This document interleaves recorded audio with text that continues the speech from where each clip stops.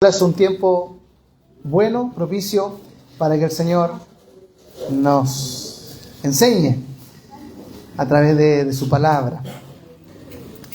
Amén.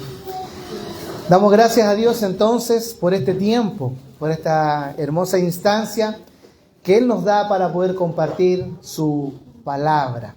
Tanto los que estamos aquí presentes como también los que estén ahí conectados. Y bueno, vamos a hablar de nuestras responsabilidades como creyentes. ¿Cuántos creyentes hay aquí? ¿Ustedes son creyentes? ¿Amén? ¿Sí? Amén. Entonces esto es para usted y es para mí. Nuestras responsabilidades como creyentes. A veces sabemos, lamentablemente, y yo sé que ustedes no, sino que son otras personas que asisten a otros lugares, que piensan que es ir y nada más. Piensan que es asistir cada domingo y punto. Pero los que somos instruidos por la palabra y los que vamos aprendiendo cada día más de ella, nos vamos dando cuenta de que hay responsabilidades que tenemos como creyentes. Esto no se trata de ser simpatizantes. Sí, yo simpatizo con el Evangelio. Yo simpatizo con esa iglesia de y voy cada domingo. No. Sino que aquellos que hemos sido llamados por la gracia del Señor, que es un privilegio, una honra, también tenemos responsabilidades. Así que quiero compartir ahí en Efesios capítulo 4, versículos 1 al 6. Ahí va a estar la lectura entonces. Efesios capítulo 4, versículos 1 al 6. Vamos a ver estas palabras del apóstol Pablo ahí a la iglesia en Éfeso. Capítulo 4 entonces, versos 1 al 6. Yo voy a leer la versión, la Nueva Biblia de las Américas. Dice así su palabra. Yo pues, prisionero del Señor, les ruego que ustedes vivan de una manera digna de la vocación con que han sido llamados. Que vivan con toda humildad y mansedumbre, con paciencia, soportándose unos a otros en amor, esforzándose por preservar la unidad del Espíritu en el vínculo de la paz. Hay un solo cuerpo y un solo Espíritu, así como también ustedes fueron llamados en una misma esperanza de su vocación. Un solo Señor, una sola fe, un solo bautismo, un solo Dios y Padre de todos, que está sobre todos, por todos y en todos. Amén. Permítame orar un momento. Padre amado, gracias. Hemos leído tu palabra. Siempre es un privilegio, una honra poder abrir las Escrituras y ser ministrados por ellas. Por eso yo te ruego que no sean palabras de hombres, sino que sea tu Espíritu Santo, que traiga claridad, que ilumine nuestros corazones para traernos esta verdad de tu palabra. Te lo pedimos por Jesús. Amén. Amén. Hermanos, ser parte del cuerpo de Cristo no es algo superficial. No es algo simplemente de ir, estar ahí, cantar, escuchar sermón y listo. No. Esto requiere un compromiso y un entendimiento de los deberes que la palabra de Dios nos da a conocer. Así que aquí nosotros hemos tomado, ¿verdad?, como texto principal lo que leímos recién. Y para serle bien sincero, es como una base que hay hartas cosas que se nos dicen. Yo voy a hacer primero una pequeña, ¿verdad?, reseña de lo que leímos. Y después ya vamos a ir viendo en profundidad lo que son las responsabilidades en distintas áreas. Entonces, lo primero que tenemos que darnos cuenta es que el apóstol Pablo está llamando a la iglesia de Éfeso, escribiendo desde la cárcel, ahí lo dice, yo pues prisionero del Señor. Le dice que ustedes vivan de una manera digna de la vocación con que han sido llamados. Esa es una frase que nos llama, nos empuja a desafío, a ser confrontados. Porque, hermanos, esto no es algo poco. Al contrario, Es algo tremendamente grandioso. Yo estoy seguro que si alguien importante lo llamara a usted, ¿ya? Alguien importante, quien sea, un magnate importante, un político importante, el presidente, bueno, no sé cómo lo tomarás, pero le llama para un cargo importante. Usted diría, wow, tengo que estar a la altura de las circunstancias, tengo que prepararme, tengo que responder bien. Hermano, acá el que nos ha llamado es nada más y nada menos que el creador de los cielos y la tierra, el Señor soberano sobre todas las cosas. Él nos hizo un llamado para ser parte de su cuerpo. Y Pablo nos dice muy claramente entonces que podamos vivir de una manera digna de la vocación con que han sido llamados. Es decir, estar a la altura de las circunstancias, de lo que significa que haya sido Dios, que haya sido el Señor, creador, un Dios que en su aceidad no necesita de nada ni de nadie, pero Él ha querido tomarnos a nosotros para ser parte de su pueblo. Hermanos, no sé si hemos meditado alguna vez, pero Dios nunca ha necesitado que haya gente que crea en Él.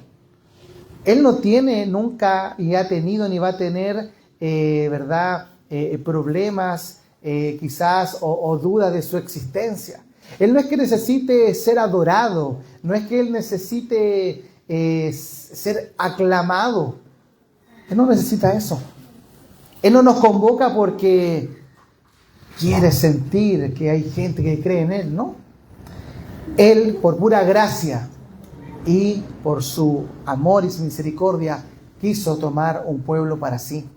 Y por eso hay que estar o vivir de una manera digna de la vocación con que hemos sido llamados. Y ahí, ¿verdad?, se nos dicen varias cosas: vivir con humildad, mansedumbre, con paciencia, soportándonos unos a otros en amor, esforzándonos por preservar la unidad del Espíritu en el vínculo de la paz. Después se nos dan argumentos, se nos dice que hay un solo cuerpo, no son dos, no son tres, no, es un solo cuerpo, un solo Espíritu. Se nos dice que hay un solo Señor, una sola fe, un solo bautismo, un solo Dios y Padre de todos, que está sobre todos, por todos. En palabras simples, lo que vemos aquí es que se nos llama a varias prácticas que tenemos que tener. Y yo, la verdad que no quise enfocarme en esas prácticas. No porque no sea necesario, no, sino que porque, por ejemplo, si yo le digo acá y leo, dice que vivan con humildad y mansedumbre. ¿Sabemos lo que es la humildad o no? Lo sabemos. Sabemos lo que es ser humilde. El concepto lo sabemos, ¿verdad? Con paciencia. ¿Será necesario explicar qué es la paciencia? Lo sabemos. Son conceptos que en general conocemos. Se nos dice soportándose unos a otros en amor. Perfecto. Son cosas que dentro de todo las conocemos.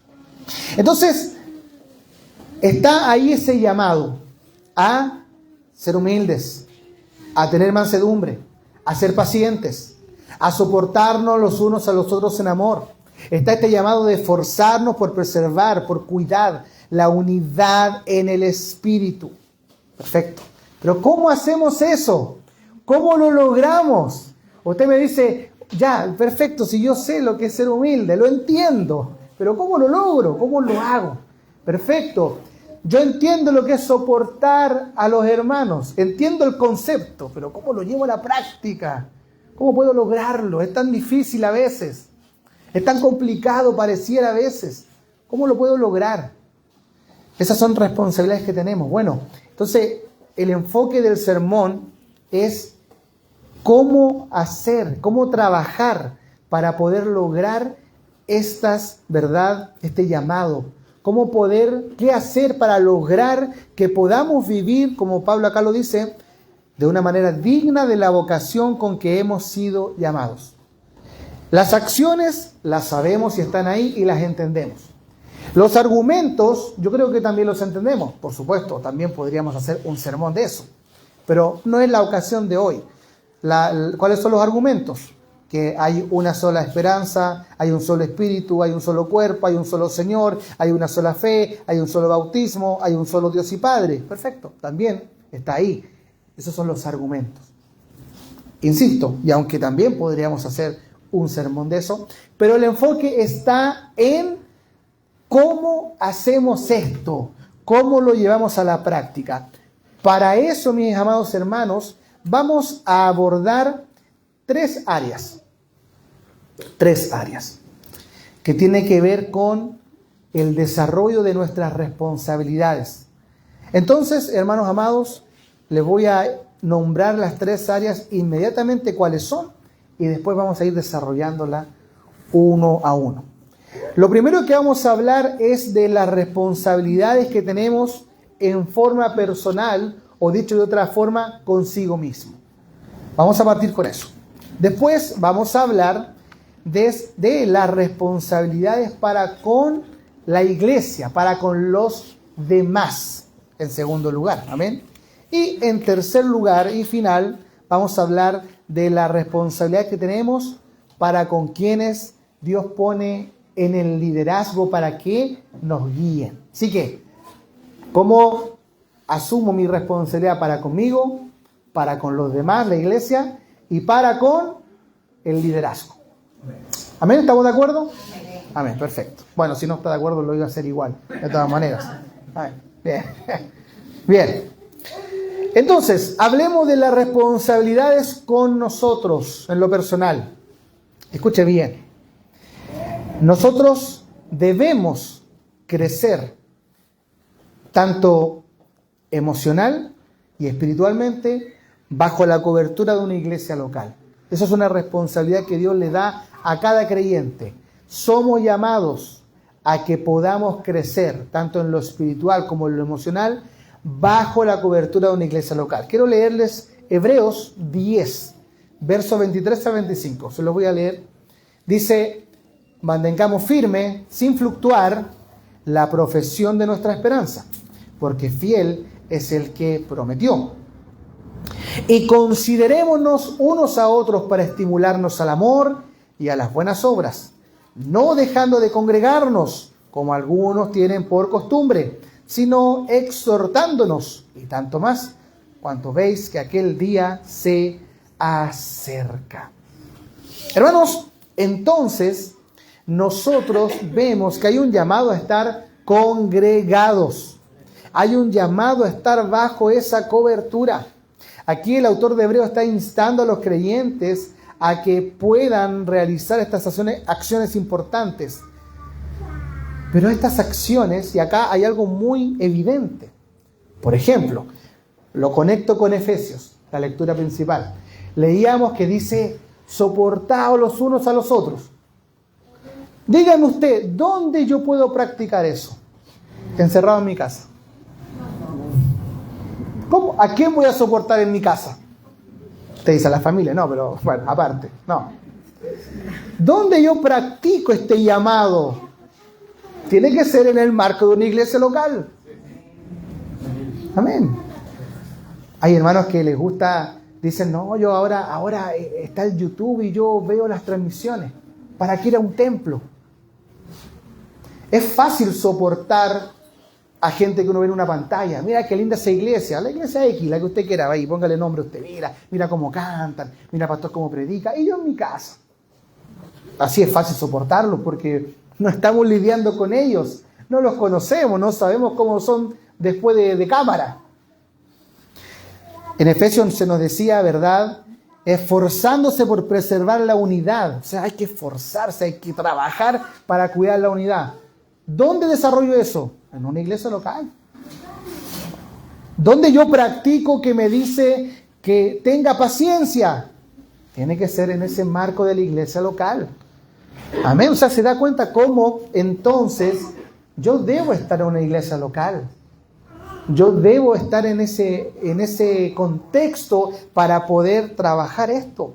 Así que, hermanos, amados, la voluntad del Señor, en ese sentido, lo que leíamos en Efesios, solo se concretará o solo se podrá practicar cuando cumplimos la voluntad y el mandato de Dios de estar injertados en el cuerpo de Cristo a través de la cobertura de una iglesia local.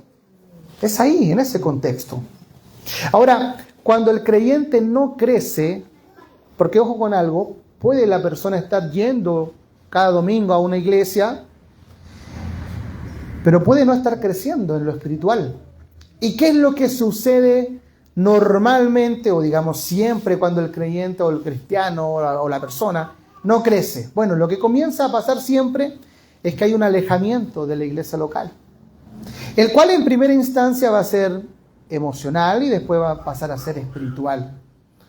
Cuando no hay crecimiento en el creyente, la persona ya empieza a quedarse. Después, primero estamos los domingos, ¿verdad? 1 hora antes. Aquí estoy. ¿Qué hay que hacer, hermano Marcelo? Ya, hermano Raúl, ¿qué hacemos? Hermanas, aquí estoy. Después ya llego justito a la hora, ¿cierto? Ya, ¿para qué tan temprano? Después ya, bueno, voy domingo por medio. Necesito descansar.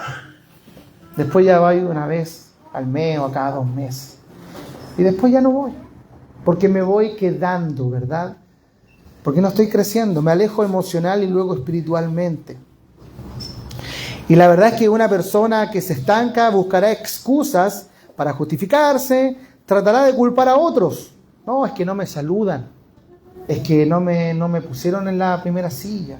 Es que no sé, esto, otro. Buscará siempre una excusa para decir por qué no estoy. Pero, ¿verdad? Sabemos que el llamado de Dios es claro, a que nosotros debemos estar congregados y debemos crecer en lo espiritual. Debemos crecer también en lo emocional, o dicho también de otra manera, debemos ir cada día madurando. Por eso, ¿verdad? También una responsabilidad personal es la de cuidarnos y guardarnos para Dios. Por ejemplo, como dice la primera carta a los Tesalonicenses, capítulo 5, verso 23, y el mismo Dios de paz os santifique por completo, y todo vuestro ser, espíritu, alma y cuerpo, sea guardado irreprensible para la venida de nuestro Señor Jesucristo. Nosotros debemos guardarnos para el Señor. Debemos vivir en consagración a nuestro Dios. Eso es parte también de la responsabilidad que tenemos como creyente. Eso es algo personal. Eso no lo puede hacer el hermano por ti. Eso no lo puede hacer el líder por ti. Eso no lo puede hacer el predicador por ti. Nadie lo puede hacer por ti. Nadie puede tomar tu lugar en ese sentido. Soy yo el que debo guardar mi irreprensible para el Señor.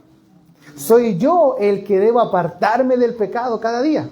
Soy yo el que debo consagrar mi corazón más y más al Señor. Esa responsabilidad, ¿de quién es? Es mía. Y es suya, por supuesto, en lo personal. Cada uno debe hacerla. Para ir cerrando esta primera etapa de la responsabilidad personal, también tenemos la responsabilidad de llevar mucho fruto que refleje una verdadera vida cristiana, que somos realmente discípulos de Cristo. ¿Qué dijo el Señor ahí en Mateo 7, verso 16 al 20? Dice: por sus frutos los conoceréis. ¿Se saben ese versículo, no? Lo citamos mucho, ¿verdad? Por sus frutos los conoceréis. ¿Sí? No voy a leer más extenso ahí, esa parte. Por sus frutos los conoceréis. ¿Quién tiene el deber de llevar fruto? Cada uno de nosotros. Nosotros somos los que tenemos que cada día dejar que el Espíritu vaya obrando y se vayan reflejando el fruto del Espíritu. ¿Cuáles son? ¿O cuál es el fruto? Bueno, yo creo que lo sabemos en general, lo manejamos. Amor, paz, gozo, paciencia, benignidad, mansedumbre, templanza. Hermanos, y eso es de nosotros. No puede venir alguien a implantarte. Ore por mí para que reciba una implantación de amor, de gozo, de paciencia. No, eso es nosotros, es nuestro deber cada día. Orar y decirle: Señor, hazme más a tu imagen, moldéame, ayúdame Hazme ser más paciente. Hazme realmente experimentar el gozo de tu salvación. Hazme amar de verdad a mis hermanos. Y bueno, y ahí tenemos otro tema que podría ser para otro sermón, porque cuando nosotros oramos en esa dirección, y por supuesto me imagino que todos oramos queriendo que Dios responda, ¿verdad? No, si no, no tendría sentido. Entonces yo oro en la casa, quizás digo, Señor, reconozco que me falta paciencia, dame más paciencia, ayúdame a cultivar la paciencia. Y bueno, yo oro y llego a la iglesia y Dios responde, porque justo me pone un hermano que me mira mal, que me dice una pesadez. Y ahí uno muchas veces reacciona mal, claro, porque ahí estamos. Pero a veces nos acordamos, pero si yo oré por paciencia. Yo oré por paciencia recién, y ahí el Señor me está haciendo cultivar la paciencia. Amén. Bueno, pero eso es para otro día, otra invitación ahí después hablamos, nos podemos explayar en eso. Pero es nuestro deber cultivar eso con la ayuda del Señor. Eso, hermano, nadie lo va a hacer por ti. Nosotros debemos hacerlo. Pero pasemos rápidamente a la segunda área. Ya hablamos así en líneas generales, hermano, esto bastante resumido, de responsabilidad en forma personal. Yo debo crecer, yo debo cultivar el fruto del Espíritu. Yo debo aguardarme para el Señor. Yo debo estar bajo una cobertura de una iglesia local. Pero ahora hablemos de las responsabilidades para con la iglesia. A ver, ¿qué debo hacer yo respecto a los demás? Y aquí está muy interesante esto. Y yo sé que a ustedes les va a encantar. Les va a gustar. Tanto así que nos van a volver a invitar. Escucha bien. Aquí me voy a explayar un poco más. Número 1. Tenemos la responsabilidad de velar por la unidad de la iglesia. Tenemos la responsabilidad de velar por la unidad de la iglesia. Lo leímos en el versículo o en el texto principal, que era Efesios 4. Ahí lo decía. Lo vamos a repetir si es que se lo olvidó. Con toda humildad y mansedumbre, soportando con paciencia los unos a los otros en amor. La versión Reina Valera dice, solícitos en guardar la unidad del Espíritu en el vínculo de la paz. Aquí hay algo muy importante, vamos a desglosarlo rápidamente. Nos dice el texto que debemos velar por la unidad. El velar requiere un esfuerzo, requiere renuncia. Y hay palabras bien claves, por ejemplo, dice soportar, ¿verdad? Soportándoos con paciencia. Esa es una palabra clave, soportar. La otra palabra clave también que, bueno, antes leí la de las Américas, pero ahora estoy leyendo Reina Valera, que dice solícitos, que quizá es una palabra que no usamos mucho en el día a día, pero soportar, según el diccionario, dice sostener o llevar sobre sí una carga o un peso. O sea, cuando hablamos de soportar con paciencia o soportar los unos a los otros, estamos hablando de algo que hay que ponerle mucho esfuerzo, algo que no es fácil, pero que hay que ahí, ¿verdad? Hagamos cuenta, usted se echa un saco de papas al hombro y no es fácil, pero hay que esforzarse. La palabra solícitos en guardar la unidad, según el diccionario, solícito es diligente, cuidadoso. Diligente y cuidadoso, ¿verdad? Diligente es algo que ahí estamos, constantemente, que lo estoy siempre haciendo. Un sinónimo de diligente, a ver, podría ser perseverante o constante. O sea, no es como algo que yo hice una vez, después lo volví a hacer en 3 meses más, no, algo constante. Entonces, hermanos amados, tenemos que entender que cuando hablamos de velar por la unidad de la iglesia, estamos hablando de un gran trabajo. Un trabajo que nos va a tomar todos los días, nos va a tomar cada semana, nos va a tomar o va a afectar muchas áreas de nuestra vida. Es algo que muchas veces va a ser un poquito pesado quizás sobre los hombros, pero que estamos llamados a llevar ese peso por el bien de la iglesia local, por la unidad de la iglesia. Entonces, hermanos, ahora alguien dirá, ya, pero eso es deber de los que están por delante. Bueno, acá Pablo le está escribiendo a la iglesia en Éfeso, le está escribiendo a todos los creyentes.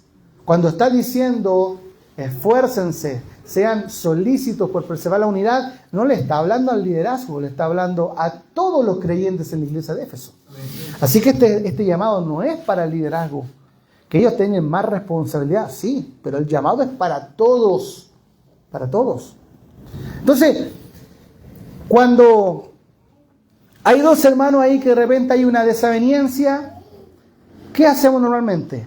Ya llamen al líder ahí para que lo arregle, que se están casi agarrando ahí, venga a separarlos. No, yo debo esforzarme y debo quizás ahí entrar, intervenir y hermano, oremos, tranquilo, calmémonos. ¿Qué pasa? A ver, ¿en qué les puedo ayudar? Lleguemos a un consenso, conversemos, escuchémonos. Pero se dan cuenta que eso muchas veces lo tratamos de... No, que lo haga, que lo resuelva el líder. No, ese llamado es para todos nosotros. Nosotros somos llamados a esforzarnos por velar por la unidad.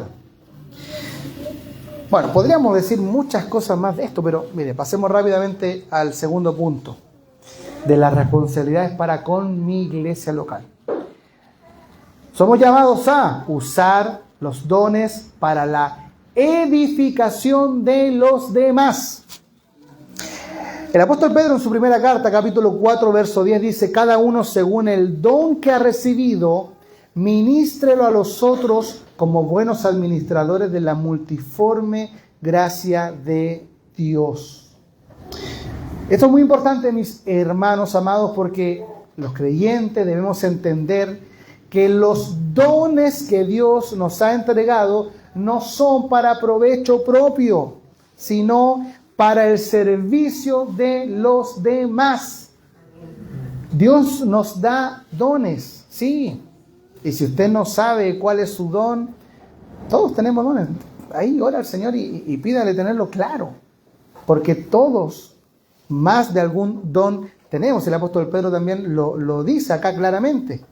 Cada uno según el don que ha recibido. Él no está diciendo, a ver, bueno, los que tienen dones, no. Cada uno.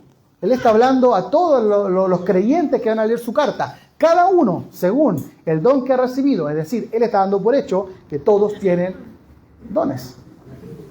Todos, por lo menos uno, algo. Y si no lo tiene claro, insisto en el punto, descúbralo. Y busque ahí en la Escritura. Hay muchos dones que están a disposición. ¿Y están a disposición para qué? Para que sirvamos a los demás.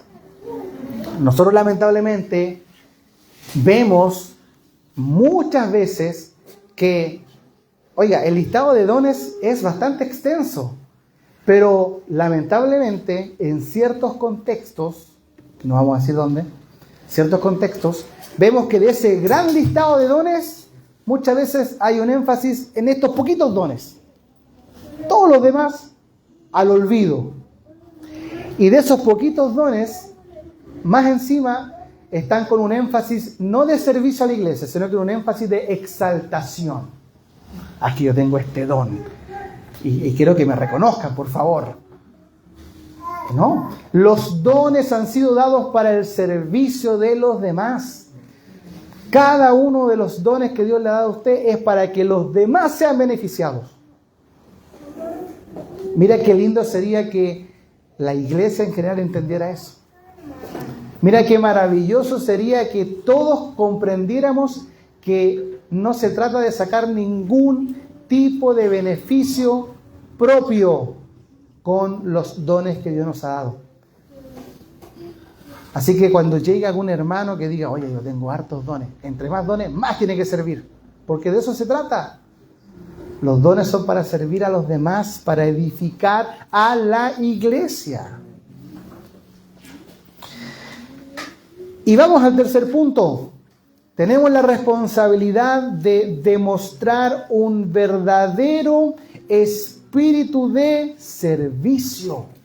¡Wow! Mira qué importante es esta responsabilidad. Demostrar un verdadero espíritu de servicio. Voy a leer 2 citas. Juan 13, versos 2 al 14 dice: así que, después que les hubo lavado los pies, tomó su manto, volvió a la mesa y les dijo: ¿sabéis lo que os he hecho? Vosotros me llamáis maestro y señor y decís bien porque lo soy. Pues si yo, el señor y maestro, he lavado vuestros pies, vosotros también debéis lavar los pies los unos a los otros. Clarísimo, hermano. Y por supuesto, eso no se trata que hoy nosotros literalmente tengamos que hacer eso de lavar los pies, porque cada uno tiene su higiene en su casa. ¿No hay para qué hacerlo acá? Esto no es que lo hagamos literal, sino que se refiere a que sirvamos. ¿Por qué? Porque, y alguien dirá, bueno, el Señor lo hizo literal, lo hizo físicamente. Sí, lo hizo físicamente porque estaba dando una señal clara. ¿Cuál? En la cultura judía, quizás algunos de ustedes lo saben, en la cultura judía habían ciertos escalafones de los siervos, y el que estaba en el último rango del escalafón, o sea, el siervo más siervo, era el que dentro de otras labores tenía la tarea de lavarle los pies a los dueños de casa y a la gente que iba de visita. ¿Por qué? Porque estamos hablando de calles polvorientas, ¿verdad? En Judea o las distintas regiones ahí del siglo I, y sandalias, por lo cual el tener los pies sucios o empolvados era algo muy común. Entonces llegaban los dueños de casa o llegaban visitas y el siervo, el último del escalafón, era el encargado de lavar los pies. Entonces eso era parte de la cultura. Entonces lo que el Señor Jesús cuando hace esto es una muestra de que Él, siendo el Señor y Maestro, es capaz de hacer un acto que estaba reservado para el último del escalafón. Pero Él dice, bueno, yo soy Señor y Maestro, ustedes me llaman Señor y Maestro, y sí, lo soy. Bueno, si yo soy capaz de hacer esto, ¿cuánto más ustedes? Entonces, ¿qué está demostrando el Señor? De que, debemos ser capaces de poder realmente servir a los demás. Y yo no quiero hablar mal de nadie, pero a veces las iglesias han llevado esto a un acto físico, pero ¿de qué sirve? Si al final hay que llevarlo a lo concreto, a lo real, de que es que seamos capaces de servir a los demás en todas las áreas que sea necesario. Y eso es una responsabilidad que tenemos para con nuestra iglesia local. Hermanos, ¿para qué les voy a dar ejemplos? Ustedes lo tienen claro, y nosotros también en nuestra iglesia local. Hay muchas cosas que hacer, en todo tipo de cosas, espirituales, administrativas, de limpieza, de orden, de visitar a un hermano, de ir allá. Hay tantas cosas que hacer. ¿Quiénes están dispuestos? Normalmente no son todos los que asisten a una iglesia. Normalmente son unos pocos los que están dispuestos. Aquí estoy. ¿Por qué? Porque a veces pensamos que esta responsabilidad, eso es responsabilidad del liderazgo, de los que dirigen. No entendemos que esto es de todos, hermanos. Todos somos llamados a servir. Si hay que visitar a un hermano que está enfermo, puede hacerlo. En orden, por supuesto, siempre, dirigido por el liderazgo, pero podría hacerlo cualquiera. ¿Por qué? Porque todos somos llamados a servir. Hay que organizar algo, hay que ir a comprar cosas quizás, hay que ir a limpiar el templo, el lugar que nos vamos a reunir. Cualquiera puede hacerlo porque todos somos llamados a servir. Amén. Como que bajó el ánimo, ¿eh? No sé qué pasó.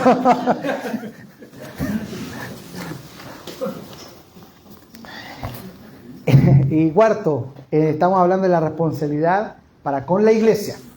Tenemos la responsabilidad de mantenernos activos en todas las facetas posibles. Mira qué interesante es esto.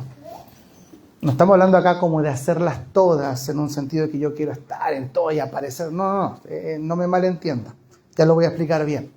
Debemos y tenemos la responsabilidad de mantenernos activos en todas las facetas posibles. Por ejemplo,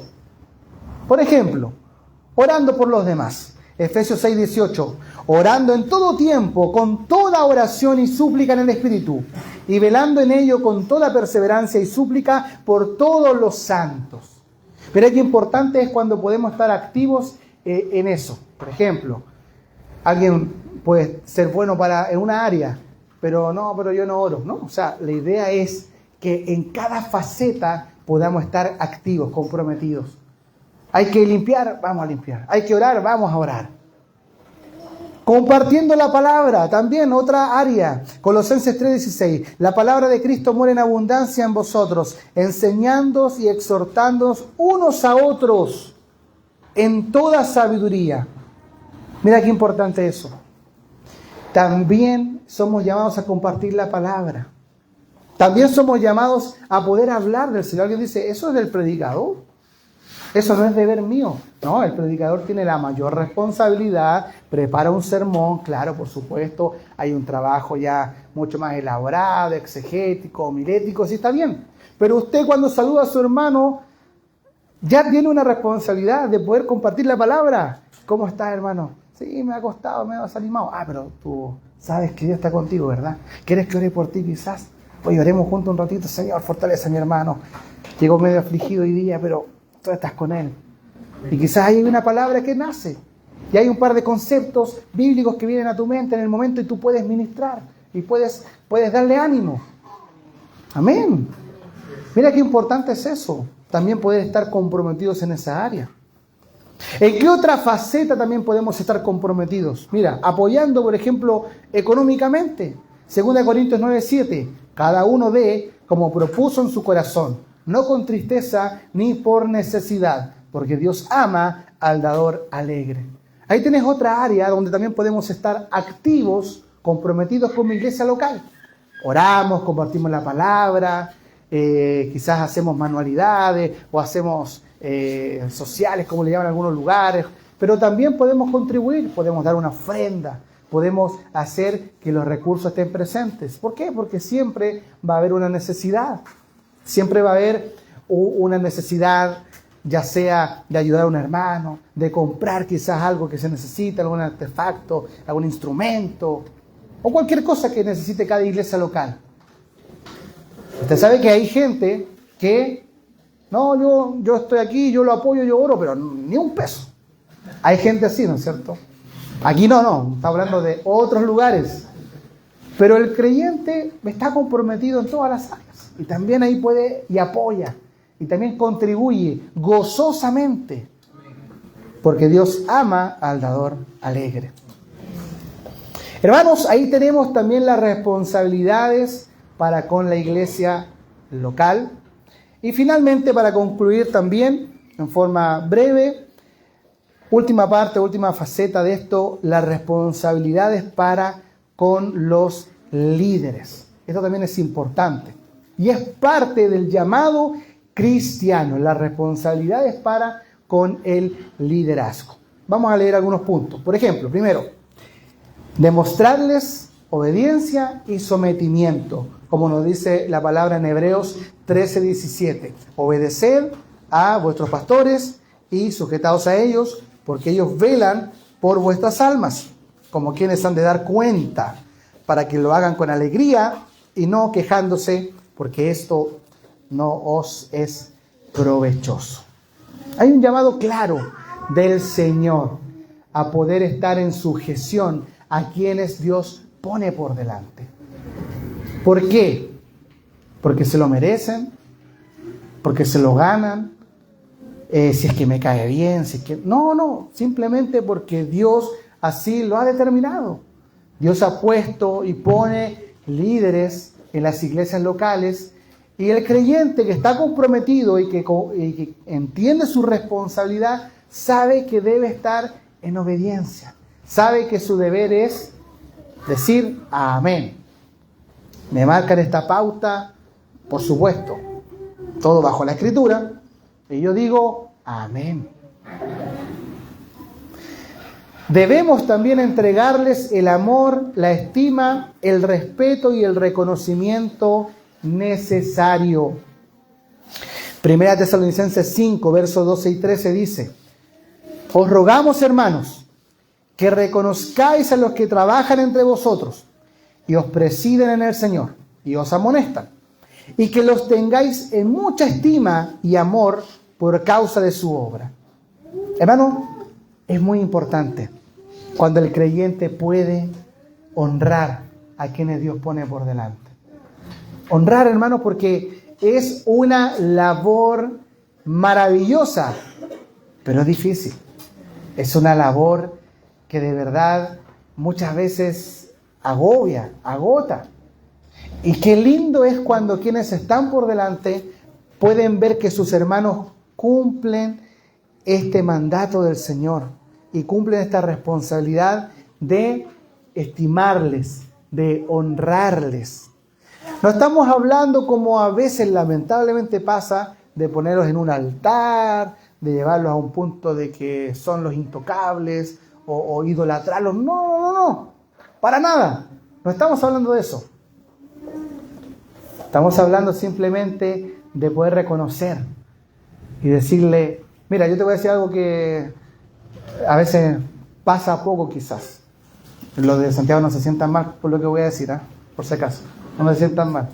Pero a veces, mira qué lindo es cuando alguien puede llegar y decirte: hermano, pastor, como sea, gracias.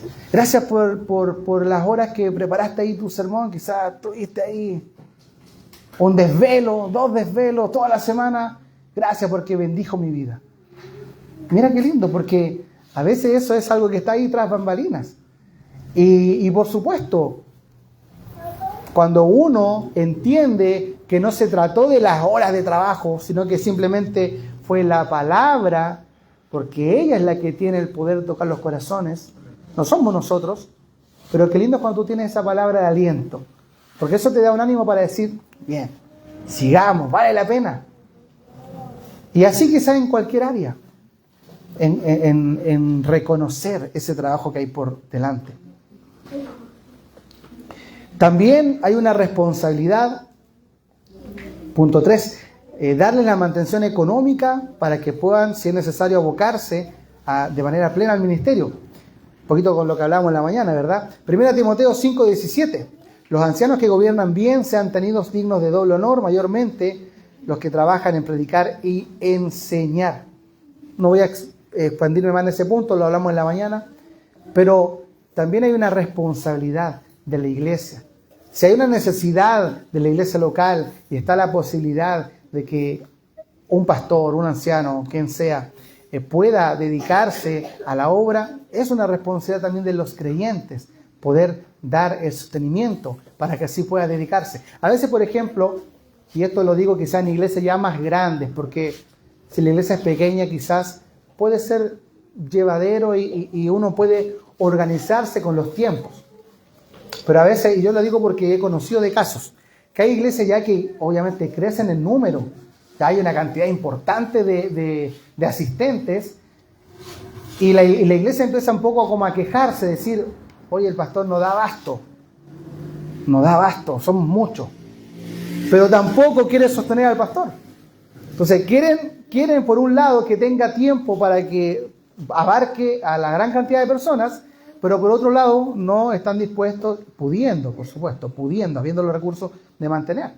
Entonces ahí hay como una dicotomía, porque hay una responsabilidad también que la iglesia puede hacer cuando sea necesario, por supuesto. Y finalmente, cuidar la reputación e integridad de ellos. 1 Timoteo 5:19 dice: contra un anciano no admitas acusación, sino con 2 o 3 testigos. Y acá, según el contexto, está hablando en el sentido de alguien, por supuesto, del liderazgo. No es llegar y dar una acusación. Pablo marca muy bien una pauta de que no llegue y reciba cualquier acusación y la crea de buenas a primeras, como se dice, sino que 2 o 3 testigos. ¿Eso para qué lo hace? Para cuidar la reputación y la integridad de los que están por delante. Hermano, usted tiene que saber, y quizá usted lo ve, que hoy día yo no voy a negarle porque es totalmente cierto. No podemos tapar el sol con un dedo. Es totalmente cierto de que lamentablemente hay muchos líderes, pastores, predicadores que se portan mal, que han deshonrado el nombre de Cristo. Eso es una verdad innegable. Pero también hay que reconocer que muchas veces hay gente que llega y levanta falsas acusaciones contra siervos del Señor. Usted quizás en internet lo ha visto muchas veces. A pastores que quizás muchos de nosotros conocemos, que son más reconocidos, que alguien llega y le lanza, listo, no, sin prueba, sin nada, va y una acusación. Y eso es lamentable. Entonces, ¿cuál es el deber de la iglesia? Cuidar la integridad de quienes Dios pone por delante. No llegar e inmediatamente tomar una acusación a la ligera, ¿no? Pablo dice, no admitas acusación. Si no hay 2 o 3 testigos, no admitas acusación. Tiene que haber un peso de evidencia para entonces poder decir, ok, aquí hay un problema, hay testigos, hay algo comprobado, vamos y quizás tomamos medidas como iglesia. Pero no llegar y tomar cualquier acusación. Entonces, hermano amado, para concluir, nuestras responsabilidades como creyentes tienen que ver, para recapitular y cerrar, tiene que ver con nosotros, en lo personal, como lo hablamos al principio. Tiene que ver con nuestra iglesia local, en distintas áreas, y tiene que ver también con quienes Dios pone por delante. Si nosotros cumplimos nuestras responsabilidades, de seguro que vamos a poder hacer todo esto que leíamos al principio. El poder vivir con humildad, con mansedumbre, el soportarnos unos a otros, el esforzarnos por preservar la unidad, el tener paciencia. Todo eso, hermano amado, va a ser posible si nosotros cumplimos y llevamos a cabo nuestras responsabilidades que tenemos como creyentes. Dios le bendiga, iglesia. Y Dios nos ayude para que esto sea una realidad y podamos practicarlo. Amén. Oramos al Señor. Padre amado, gracias te damos. Gracias por este tiempo de ministración de tu palabra. Gracias por esta enseñanza que hemos podido entregar en este lugar. Esto es para todos nosotros, Señor. Y cuán necesario es que podamos cumplir nuestras responsabilidades. Ayúdanos para que tanto nuestros hermanos aquí de la iglesia local, nosotros que estamos de visita de Santiago, y cada una de tus iglesias, de aquellas verdaderas iglesias que están en la sana doctrina, aquellas iglesias que de verdad se están guiando por tu palabra, que podamos ver que esto se cumpla y sea una realidad, que podamos tener, Señor, cristianos, creyentes, que estén viviendo una vida digna de la vocación con la que hemos sido llamados, que podamos estar a la altura de las circunstancias, Señor amado. Ayúdanos para que así sea, por misericordia. Te lo pedimos por Jesús, nuestro Salvador. Amén. Gracias, Señor.